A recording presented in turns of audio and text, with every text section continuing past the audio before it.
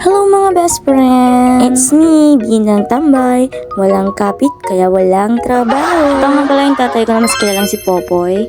At ito naman yung kapatid ko na si Am. Yung nakablo na nakasando kanina is yun yung bebekes ko, si Paring Will. Yeah. Dahil wala kaming magawa yung araw to, naisipan namin lumabas. Ihatid nga pala kami ni Papang Jan kasi ang mahal ng pamasahe dito sa amin papunta sa sentro. Actually, dalawa lang sana kami lalabas dyan kaso gustong sumama ng kapatid ko. Buti na lang at sinapian ng kabaita yung tatay ko yung araw na to, kaya naman nakasakay kami ng libre. Medyo malayo pala kami sa sentro mga best friend, kaya kailangan pa namin magmotor papunta doon. Isipan pala naming araw na pumunta sa bahay nila Glyzer.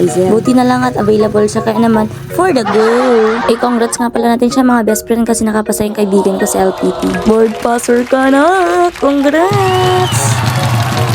Alam niyo ba mga best friend, walang believe yan sa sarili niya. Lagi niya sinasabi sa amin, huwag niyo nang abangan, hindi yun, wala yun, hindi ako makakapasa dun. Tapos magugulat na lang kami, may pangalan na siya sa list. Mapapasabi ka tuloy ng, perfect! Uy, tama na yan, ang daldal. So by the way, nandito na nga pala kami mga best friend. May nakita akong salamin din sa kapitbahay nila Glyzel, kaya yun, nakisalamin mo na ako. Pakshala! Kaya ito pala ako magtao po sa bahay ng mga kaibigan ko. Gly! Gly!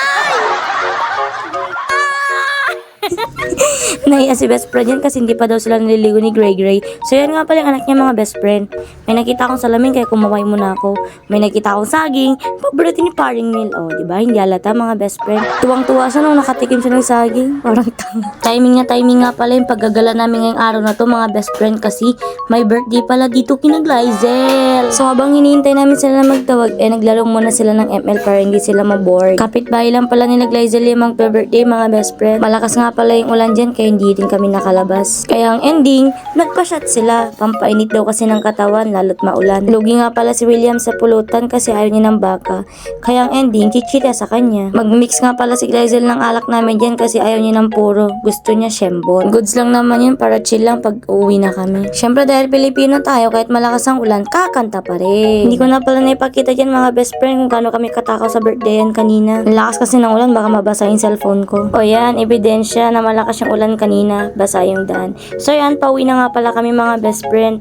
Keep safe sa amin. Nagabihan na nga pala kami umuwi dyan. Hindi kasi namin namalayan yung oras eh. Hindi na nga kami nasundo ni Papang dyan, kaya buti na lang may niram pa kaming kulong-kulong, kaya nakauwi kami. So hanggang dito na lang mga best friend.